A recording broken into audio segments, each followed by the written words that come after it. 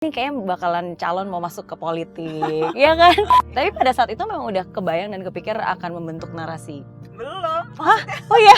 Ya pokoknya meningkat terus gitu. Dalam setahun pertama tuh kita pindah kantor sampai 3 kali.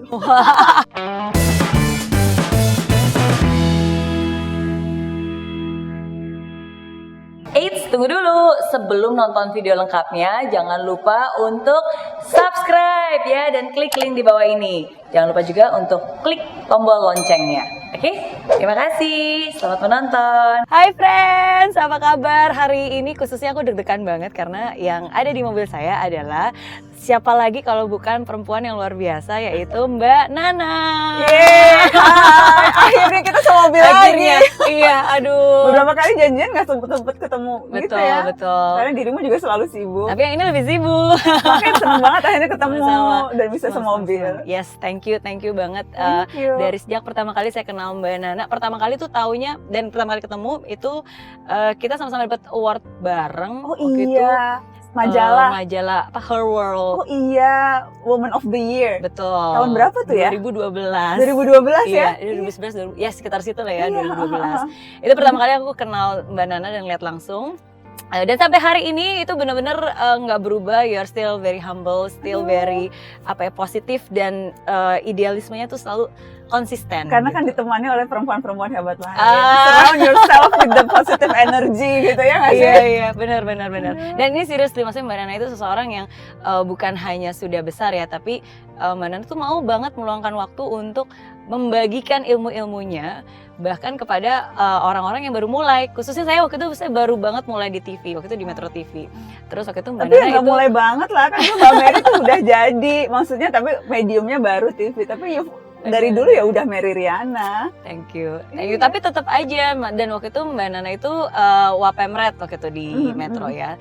Terus wah bener-bener meluangkan waktu untuk sit down bareng saya dan ngasih input, ngasih masukan. Jadi wow, dimentorin langsung sama yang udah Enggak sih, nggak dimentorin, direcokin malah kayaknya. Tapi thank you banget sekarang bisa ngobrol-ngobrol di sini. Thank you. Oke, nah jadi mulai dari mana ya? Kayaknya kalau ada Mbak Najwa Shihab kayaknya banyak yang pengen ditanyain. Banyak bahan ya kita ya. Banyak Iya, soalnya bahan. udah lama banget nggak ketemu juga. Betul. Tapi I always follow your YouTube content. Iya, Terus kan wow. kita saling follow di Instagram. Jadi selalu Betul, seru gitu betul. ngeliat kegiatan Mbak Mary. Saling. Lagi di sini. Lah tiba-tiba di Manokwari, tiba-tiba di mana, seru Benar. banget.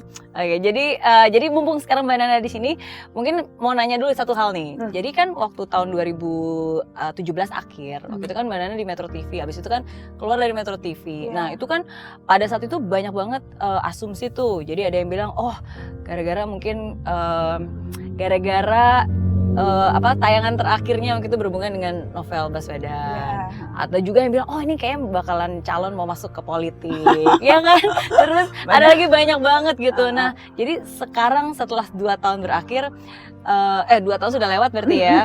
Jadi apa nih sebenarnya alasan sebenarnya waktu itu kenapa berhenti dari zona nyaman dan akhirnya mulai sesuatu yang baru? Sebetulnya nggak ada satu alasan per se, karena saya yakin semua orang juga kalau mengambil keputusan, apalagi keputusan besar, itu dipengaruhi oleh banyak hal gitu. Jadi memang ada banyak faktor. Tetapi kalau diminta sebut faktor utamanya sih mungkin karena saya merasa sudah saatnya berubah sih. Sudah saatnya mencoba hal yang baru. Karena dunia berubah begitu cepat. Termasuk juga cara orang mengkonsumsi medianya berubah. Saya dari dulu tuh memang gatel pengen tahu lebih banyak soal dunia digital. Tapi kesempatan untuk menggaruk rasa gatal itu untuk betul-betul cimpung di dunia digital waktu itu terbatas karena rutinitas di Metro. Apalagi waktu itu kan juga karena tugas wakil pemimpin redaksi ada banyak tugas-tugas yang lain selain program Mata Najwa gitu. Nah pada suatu titik saya merasa ya you just need to do it gitu. Harus mencoba hal yang baru, dan ketika itu ada banyak faktor dan menemukan titiknya. Di saat itulah kemudian saya memutuskan I'm just gonna jump, mencoba untuk terbang. Mudah-mudahan nggak lepas tapi malah justru terbang tinggi. Jadi ketika itu ya udah memutuskan untuk melakukan itu. Tapi ya terutamanya didorong karena saya melihat dunia digital begitu menarik dan saya harus setidaknya mencoba untuk berbuat sesuatu di dunia digital. Gitu sih. Yes, resiko berarti ya pada saat itu. Maksudnya ya willing to take a leap of faith untuk bisa memulai sesuatu yang baru. Iya. Tapi pada saat itu memang udah kebayang dan kepikir akan membentuk narasi. Belum, maksudnya. Oh iya. Ya maksudnya ketika itu membayangkan sama sekali belum, ya sudah ada rencana tapi belum betul-betul matang gitu. Ada keinginan, lebih banyak didorong rasa nekat sih sebetulnya waktu itu. Saya dan 2 teman saya waktu itu berpikir, ya kita tidak pernah berpikir narasi, alhamdulillah 2 tahun ini bisa sampai sejauh ini. Ketika itu berpikir ya kita akan bikin konten sederhana, kita akan taruh di 1 atau 2 platform. Ketika itu bahkan juga tidak berpikir mata najwa akan ada lagi di televisi yang berbeda gitu. Oh oke. Iya, jadi waktu itu ya let's just do this gitu, let's just jump and try gitu. Dan alhamdulillah banyak banget yang support, banyak banget yang kasih dukungan. Dan sampailah narasi di titik ini. Yang awalnya 3 orang sekarang jadi ada hampir 170 orang. Wow. Iya, 3 orang, terus kemudian 10, terus ya pokoknya meningkat terus gitu. Dalam setahun pertama tuh kita pindah kantor sampai 3 kali. Kayaknya syukuran terus, syukuran pindah kantor dan sebagainya gitu. Iya, yang pertama berarti di Jeruk Purut. Iya, waktu itu di Jeruk Purut, nggak jauh dari rumah, benar-benar cuma ruangan berapa ya? Ya 2 kalinya mobil inilah.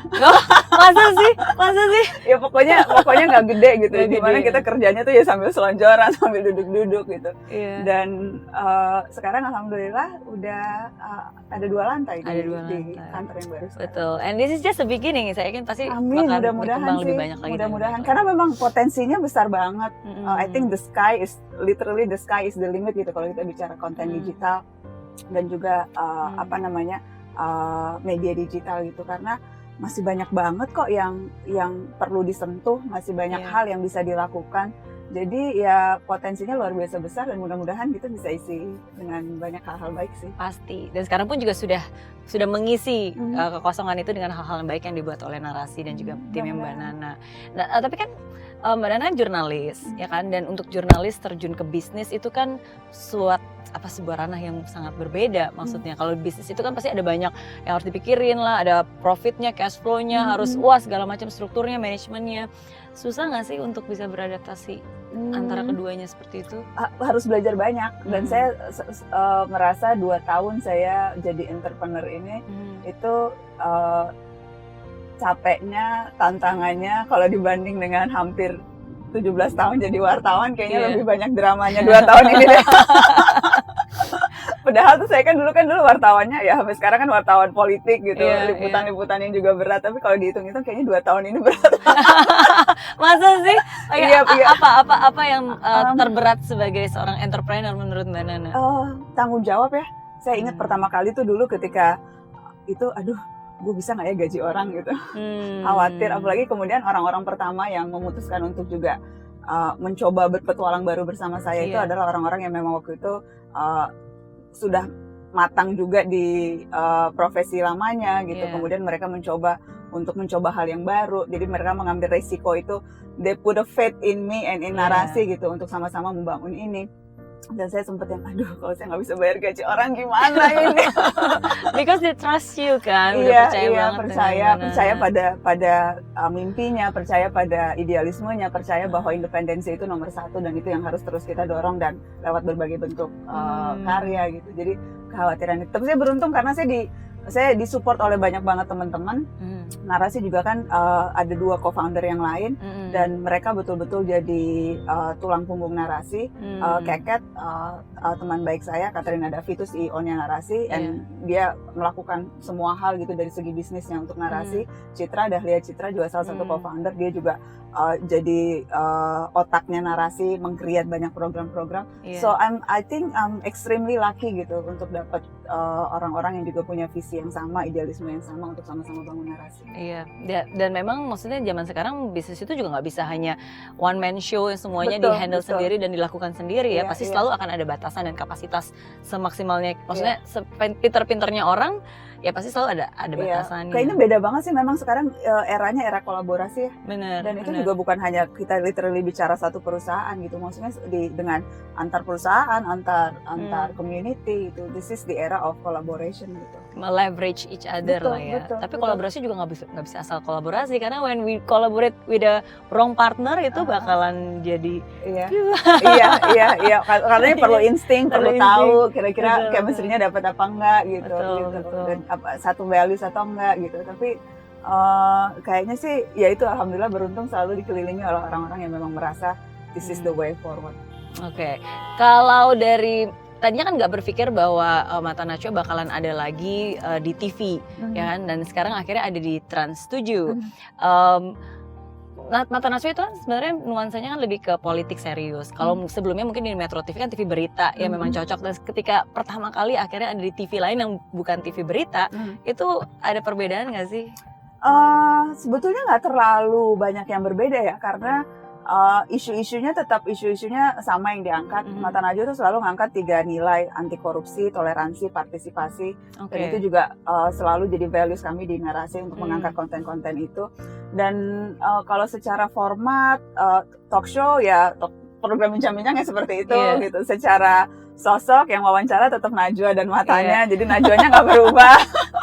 Apa ya perubahannya? Saya sih nggak melihat ada perubahan banyak gitu, bahwa kemudian di sana sini ada tweaking dan sebagainya. Iya, tapi ini mau 10 tahun Mata Najwa, saya sih merasa mudah-mudahan pemirsa juga bisa melihat sih konsistensi Mata Najwa dalam mengangkat isu yang selalu bisa di-track itu, bisa dilihat bagaimana sikap-sikap Mata Najwa dalam berbagai tayangannya. Jadi kayaknya sih nggak banyak yang berubah. Nggak tahu sih, mungkin penonton yang bisa melihat berubah apa nggak. Iya, tapi justru is a good thing bahwa awalnya mungkin conversation atau talk show yang berbau politik seperti itu bukan hanya bisa dinikmati oleh TV berita saja yang kesannya kayak formal dan serius, tapi justru ke berbagai kalangan pun jadi mereka jadi lebih aware dan lebih dan memang aku ngerasa makin kesini orang makin peduli dengan isu-isu publik sih.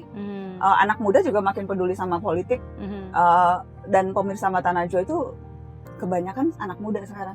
Saya kalau ke daerah-daerah, kalau roadshow atau ketemu ke kampus-kampus, itu mereka semuanya ya pemirsa Mata Najwa gitu, yang merasa alhamdulillah bisa dapat sesuatu, bisa mengikuti perbincangan di Mata Najwa. Dan itu menurut saya penting sih, membuat politik menjadi asyik. Membuat politik bukan hanya semata dilihat sebagai kebijakan elit atau ribut-ributnya orang elit, tapi politik dalam arti kebijakan publik yang menyentuh semua orang, termasuk anak muda. Dan saya senang kalau kemudian Mata Najwa bisa jadi perantara anak muda untuk bisa paham isu-isu penting negeri. Terlalu lama berkecimpung di politik, pernah punya kepikiran untuk terjun ke dunia politiknya langsung? Mungkin kalau waktunya tepat. Kalau waktunya tepat, maybe saya nggak mau membatasi diri sekarang sih, karena saya juga selalu bilang sama teman-teman tuh mahasiswa, kalau ya maksudnya kan intinya tuh bukan apa yang dilakukan, tapi bagaimana hal yang kita lakukan itu bisa membawa dampak dan pengaruh gitu. Seberapa jauh gitu apa yang kita lakukan itu bisa membawa manfaat untuk orang lain. Kalau dari sekarang sih kayaknya mungkin lebih pasnya di profesi ini dengan narasi, dengan melakukan banyak hal lewat komunitas di Narasi dan sebagainya. Tapi mungkin suatu saat kalau kemudian dirasa timingnya pas atau mungkin efeknya akan berbeda, why not? So never say never ya. Yeah, ask me again in I don't know.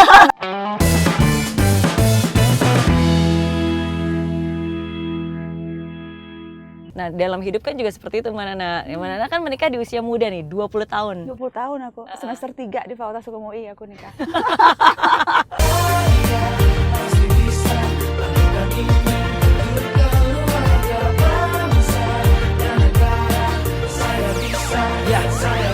Laksana bumi tanpa hujan, hidup tanpa tujuan, kering dan mati tanpa hijaunya tumbuhan. Demikian kalau mimpi tak kunjung terjadi.